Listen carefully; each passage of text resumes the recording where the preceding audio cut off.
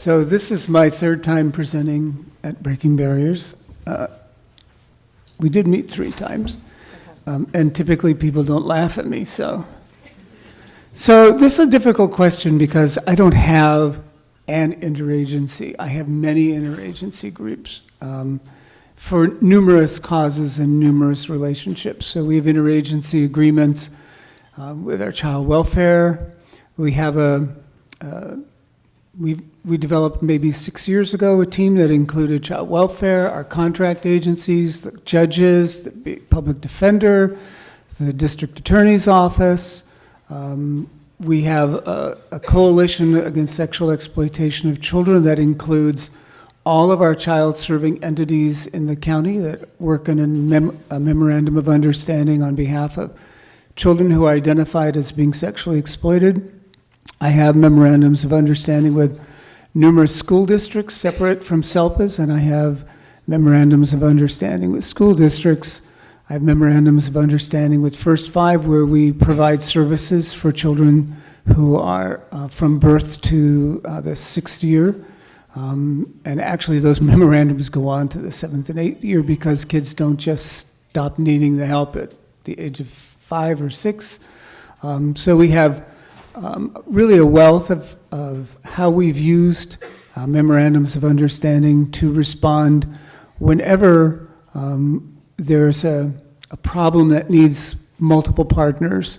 One of the virtues of a memorandum of understanding in our county is they don't need board approval.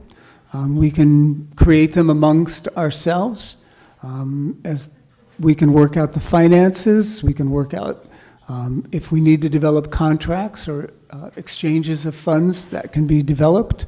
But a great deal of our memorandums of understanding have more to do with how we're going to work together. Who's going to do what, who's responsible for what actions, and how can we support each other in those actions.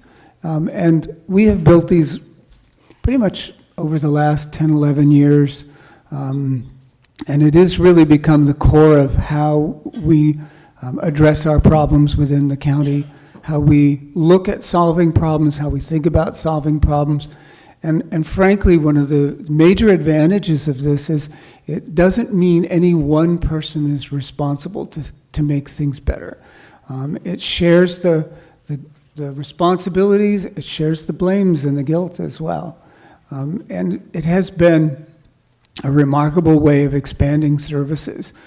In the 10 years of the recession, our county's commitment of dollars for mental health services for children went from $30 to $100 million during a recession period.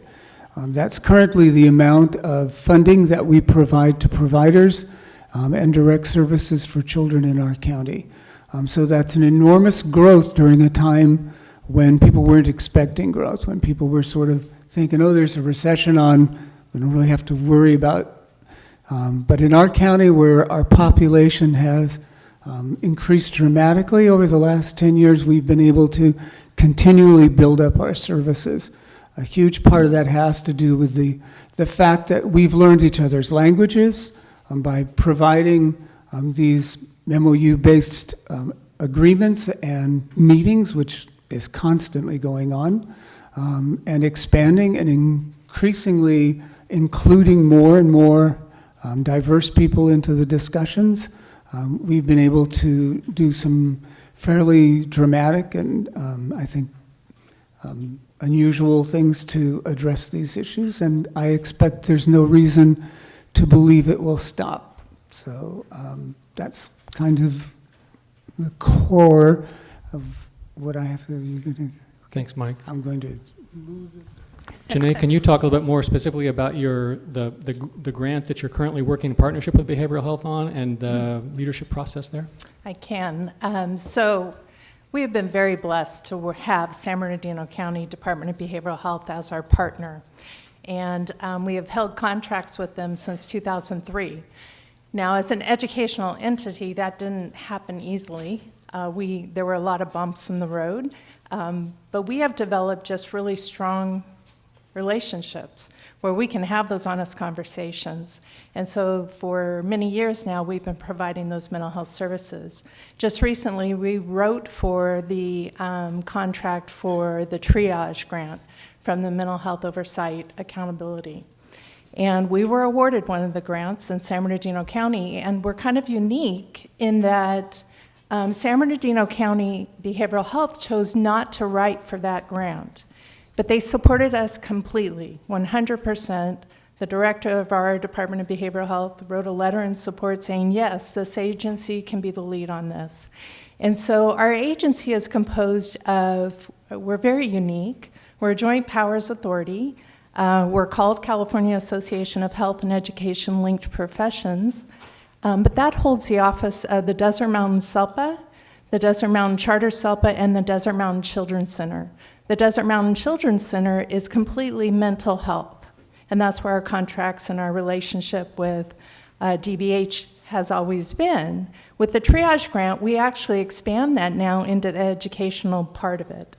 And so our relationships with education, our relationships with the Department of Behavioral Health, in the high desert, our relationships with probation, First Five, Children and Family Services, those are so key to making everything we do work.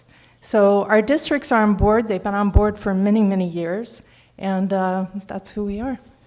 Thank you. Susan and Trina, can we ask you to share with us a little bit about your interagency leadership composition and process? Yes. Our interagency leadership team is fairly new. We are still in the ramp-up period of onboarding, and so our clinicians actually will go into the field in January. Fresno County is a very large county. It covers about 6,000 miles. There's 32 school districts in Fresno County, and so although we do have a five-year contract with Fresno County Behavioral Health, it really is more of a true partnership. We started 2 years ago working on this partnership, and there was a little bit of tension between us, and so we sat down and we decided, well, what can we do about that? And I could tell you a long story, but we don't have time right now. And so we decided to break down those barriers and work together and come together and form this partnership. And so with this 5-year contract and partnership, we're bringing on districts each year, so year 1 through 5. So we're in year 1, so our leadership team is primarily made up of those year 1 districts, parent, Fresno County Behavioral Health, Fresno County Superintendent of Schools, and in January, students are going to be joining that leadership team, so we're really excited about that. So each district will have a student representative. And like Jenae said, it's working with all those different agencies. We work with First Five, we work with probation, we work with Department of Social Services, and so that's what our interagency leadership team is made up of right now. And Susan, you have anything to add? I always have something to add.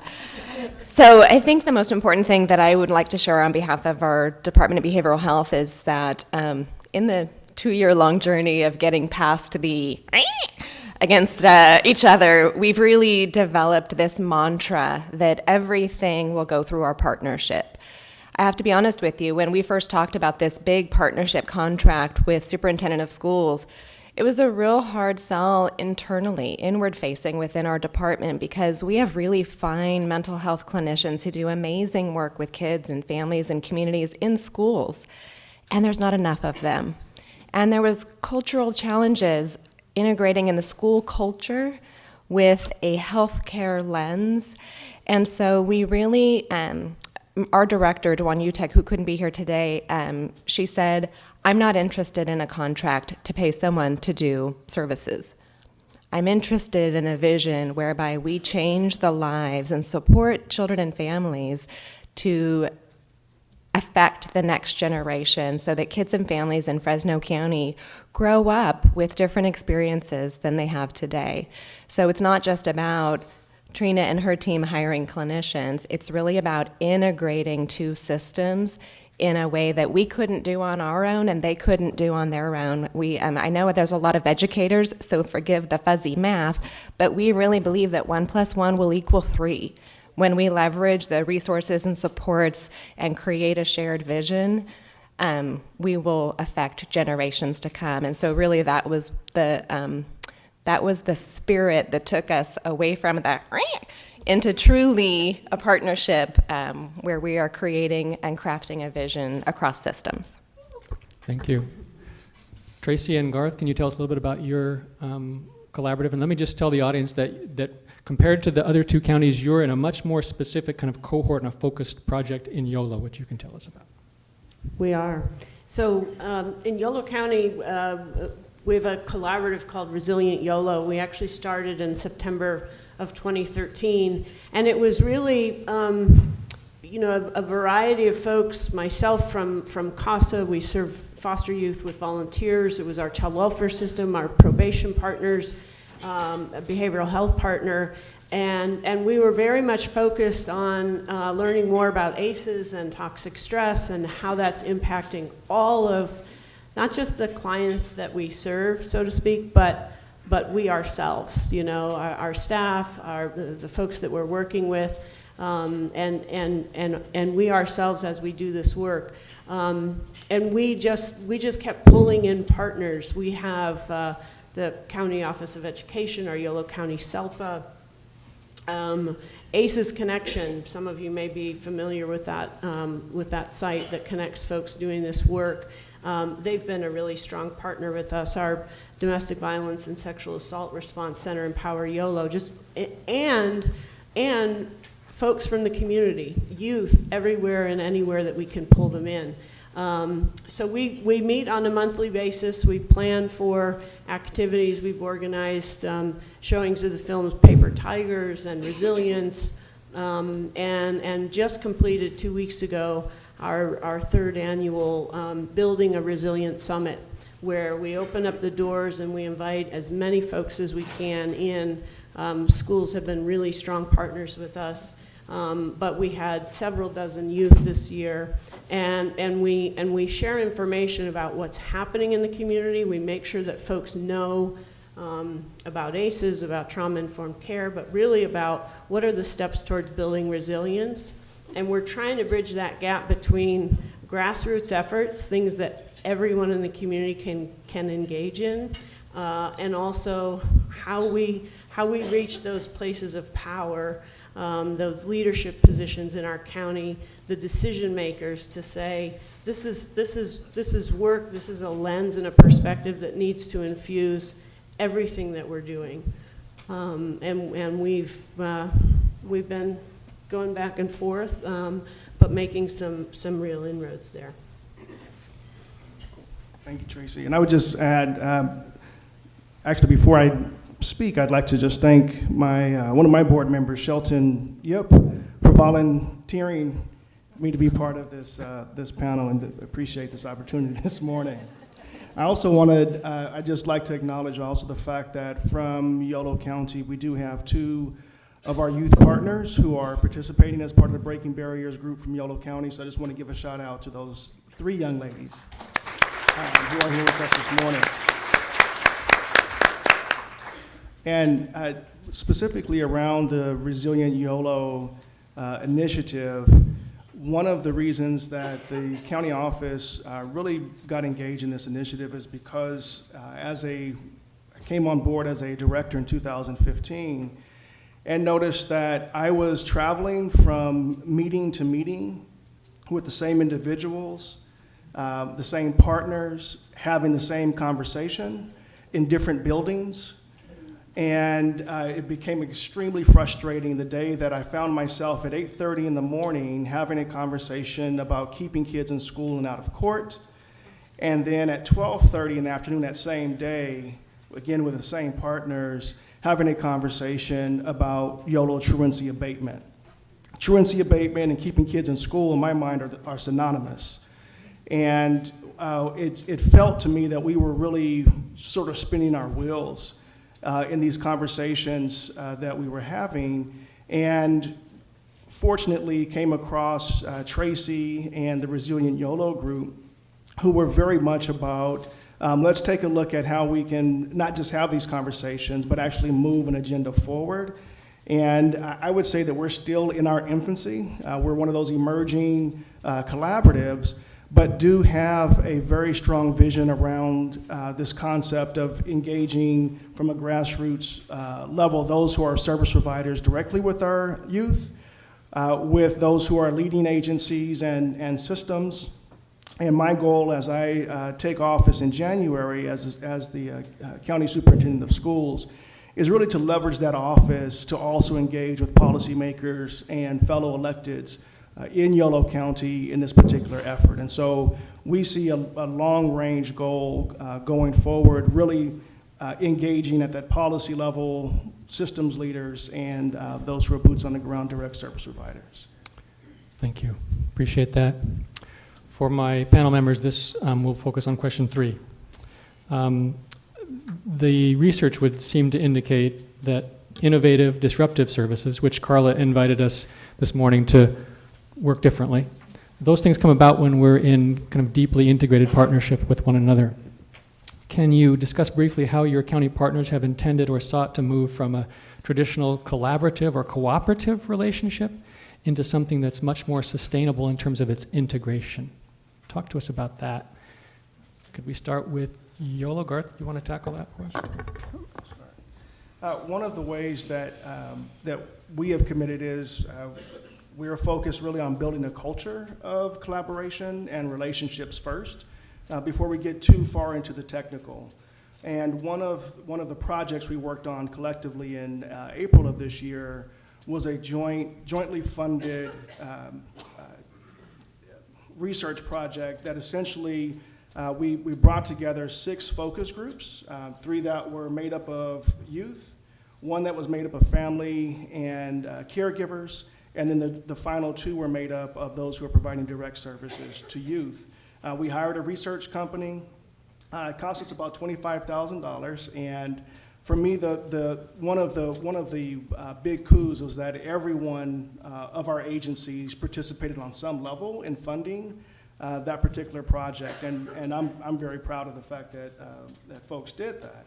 So out of that particular initiative, and let me just share with you the makeup of the student groups or the youth groups, were pregnant and parenting teens. Those are involved in the juvenile justice system, and youth that have demonstrated a tremendous amount of resilience per their high school counselors.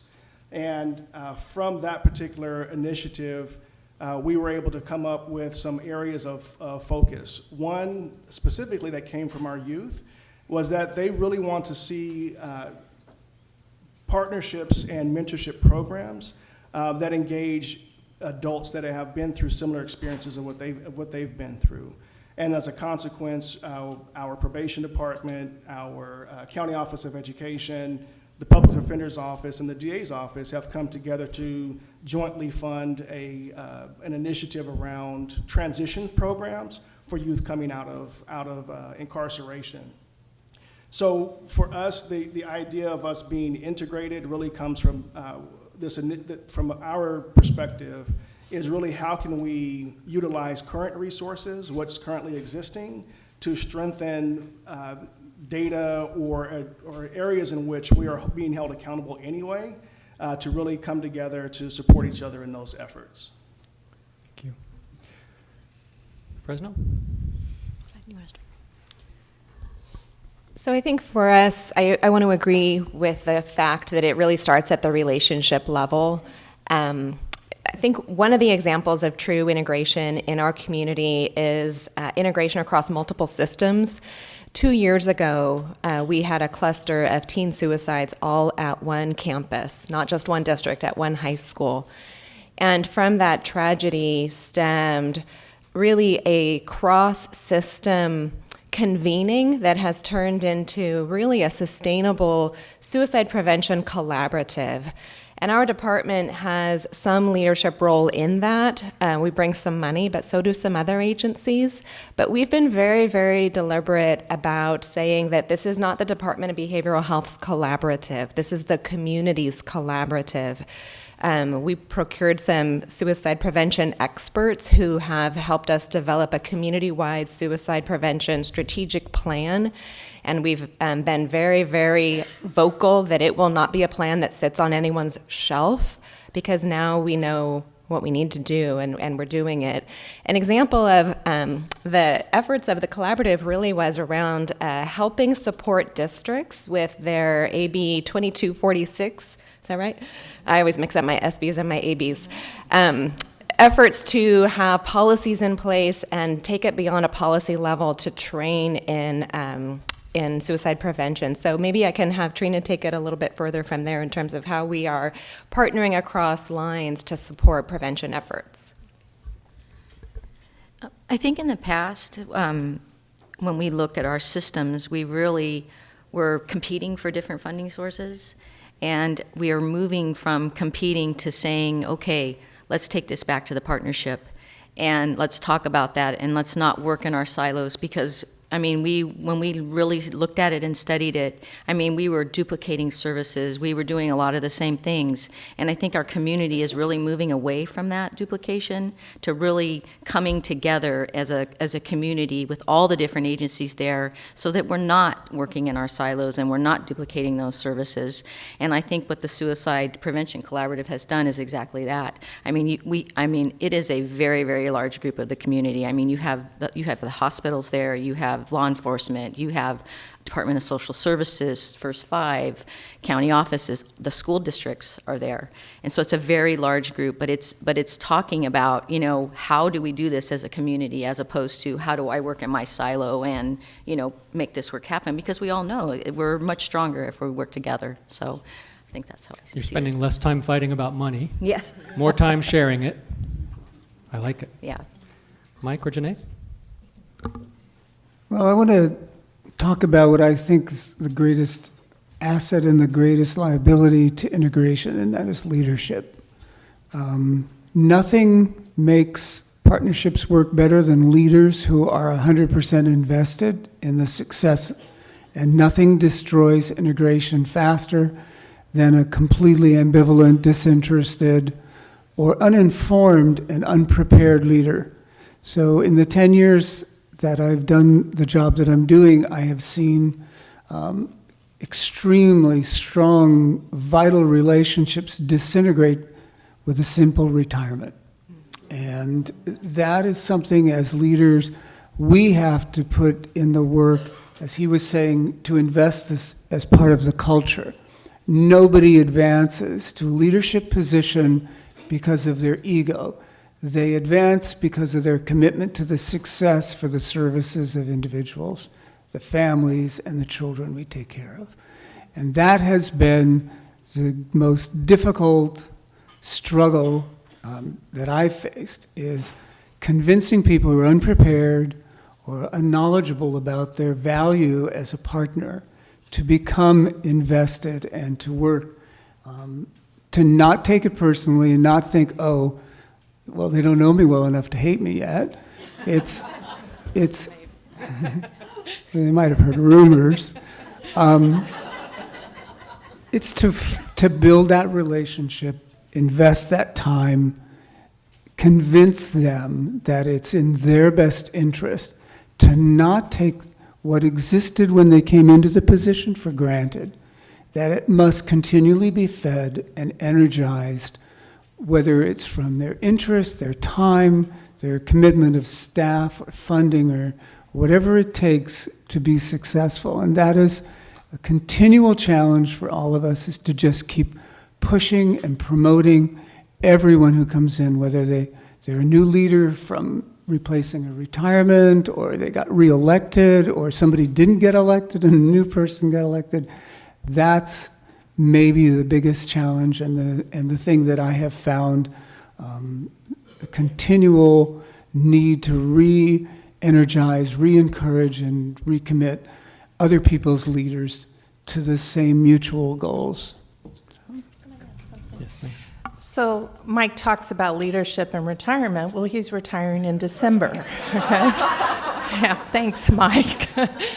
But what I've watched Mike do over the last 5 years, knowing that he was planning to retire, is that he has really developed people around him to have that value system and carry it on. And I think as leaders, we have that obligation and we have that responsibility to be thoughtful about our successors, and that we are looking at people who continue to be those champions and will help everyone come along, that it is about children, it is about families, it is not about us. And I think as we do that, then our system grows. And just looking at this room, our first Breaking Barriers was probably a third of this, maybe a half. So we're doing it, but we have to be very mindful of that. We can't forget that. Thanks, Jenae. Let me invite, with our last question for the panel, to build a little bit on Mike's reflection about retirement and sustaining this work. As you think about the future of youth services. I just wanted to say, I'm retiring, but I'm not dying. Thank God. We know where to find you. As you think about the future of youth services in your community, what is your interagency leadership team doing to assure that the higher levels of sharing and deeper alignment of your organizations are sustained going forward? And I'll open that to whomever would like to lead off. Tracy? So one of the things that I'm really proud of that we've done in Resilient Yolo and in our summit, and it speaks to what Fresno and San Bernardino have spoken to, and the culture. We understand, as we participate in this collaborative and help to organize different activities and talk to folks, that it's not me, Tracy, in my professional role as an executive director or whatever. It's me as a person. This is me 24/7, 365. And I'm having the same conversations with staff that I supervise at work or volunteers who are working with our foster youth as I'm having at home with my kids, with my neighbors. And so this is just who we are. That's really helped us to bring in all kinds of folks into our collaborative to help support the work, to help carry it on. But I think it also makes it sustainable, and it's become the way that we lead. So everything that I'm trying to share and encourage to happen in agencies and the community around me are things that I'm doing in my agency, in my home, in my neighborhood. And I think that recognition that this is not just work, this isn't just a professional thing, this is who we are as people, has been an important factor in helping us get that message out. Thanks, Tracy. What are other folks doing to assure that this interagency integration, high levels of collaboration exist after you're gone? So I really appreciate what you said about, being sort of congruent across all of your life domains. And for us, having a relatively new partnership and integration of behavioral health services across our system of care, it's sort of like when you haven't worked out in a really long time and you're finding new muscles. Just as recently as, I think it was last week, we were all seated at the table, and the division manager in our system, my county-operated system, was in the room, and Trina and her team were in the room. And sort of mid-sentence, I stopped speaking and sort of stared off into space, and everyone became a little worried. They thought that perhaps there was something neurological happening. But really what it was one of those profound aha moments, because I was having this struggle back at my shop about selecting a team of leaders to work with a consultant to lift up the peer workforce. So my stated intention is that everything that we do, every program we operate, will have people with lived experience included in those programs. And it occurred to me that it had not previously occurred to me to have FCSS, the Superintendent of Schools team, included in that discussion. So as much as I beat my drum about integration and we're one system of care, it's not an us against them, it's a we together, even I, in that moment, realized I had excluded my partners. And so it is really practicing and stretching those muscles and having intentionality and supporting, over-communicating the message that it's integration, integration, integration. And then just lastly, that isn't enough. We've got to memorialize it in writing so that it does sustain. Because if I win Powerball, I'll come and consult. But I have some other things on my list. But it should it should live beyond those of us at the table today, and it'll only do that if we have it memorialized in writing. Thanks. Jenae? So I think Carla hit on a few things as she talked, and Carla is one of my very favorite people, but I think we can't be scared. And we can't be scared of visionary ideas and moving forward and looking at how we can tweak systems to fit and to survive. I think it's building on strengths. And I think it's truly looking at not being fearful of, oh, now we have a new leader, I really can't invest time, I'm too busy over here. No, my time has to start with that new leader and how I build that relationship. Mike's successor, who we think will be his successor, hopeful, we have a great relationship with because we've been building that over the years. But we can't ignore that because that is how systems fall apart. Mike shared that. You get a new leader in who doesn't have the same value system, we need to flip the narrative. We need to help them see why what we're doing and the integration is so important. And so I think it's a continual movement forward. Yeah, so the one thing that I would really encourage for this purpose is each individual's commitment to understanding just how far they can push things.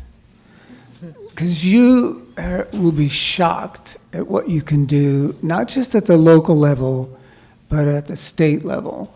And I had a manager call me a while back and ask me, so what did this AB 1299 mean about this and that? And I said, well, did you read the bill? No, I just thought you'd tell me. I said, well, what if I'm wrong? What if I misread it? Who would be better at interpreting legislation that affects your work than you?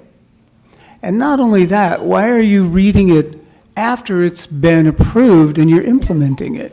You ought to have read this long before this, and you should have been sending notes to your people who represent you, whether it's me or CBHDA or CWDA, about what you think will be some of the technical or operational issues you may have to face on this. Surprisingly, I've been doing that for years now, and I'm amazed at how often people will listen to you and actually integrate some of your suggestions and make sense of them and even improve on them and build on them. So I would encourage each of you to recognize yourself as a potential expert on the given subject areas that are important to you, and that there are people out there who would love to hear your expertise. Steal your best ideas, do whatever it takes to make things better. So that would be my last statement about integration is, you're probably a much bigger cog in this wheel than maybe you even think of yourself as, which doesn't make you remarkable or super important or wonderful. It just makes you vital. It just means the machine works better as you work better. It's not an ego thing. It's really more about what you can ultimately accomplish for others. Thanks, Mike. Garth? Just to share, as an agency, one of the commitments as we transition come January, as we're onboarding new managers, decision-making managers in our system, we're also taking a real hard look at the onboarding process for those individuals and also discussing this resilient YOLO, this collaborative, as a part of our county office's initiative and our priorities, and helping them to then reimagine or envision, as they are taking leadership roles in our agency, how they will integrate collaborative processes and principles across other agencies within their leadership roles. And so we're really working towards integration of this concept of collaboration with our leadership onboarding process. The other piece that we feel is really important is really, and someone spoke to this earlier, is really learning one another's language. As I'm sitting in on our collaboration efforts and training sessions, it's helpful for me to really understand the continual care reform efforts, for example, from a county office of education standpoint. That particular initiative has begun to inform how we write our local control accountability plan, our LCAP. As a county office of education, we're responsible for coordinating services for foster youth throughout the county. And so we're working with child welfare services to ensure that what we are taking on and committing ourselves to in our LCAP, or our local control accountability plan, is aligned with their reform efforts that are happening in their agency as well. And so that's one of the ways that we're memorializing this integration of services. So let me get this straight. You have continuum of care reform, language, and outcomes built into your local control accountability plans. So CFT for Child Family Team. Beautiful.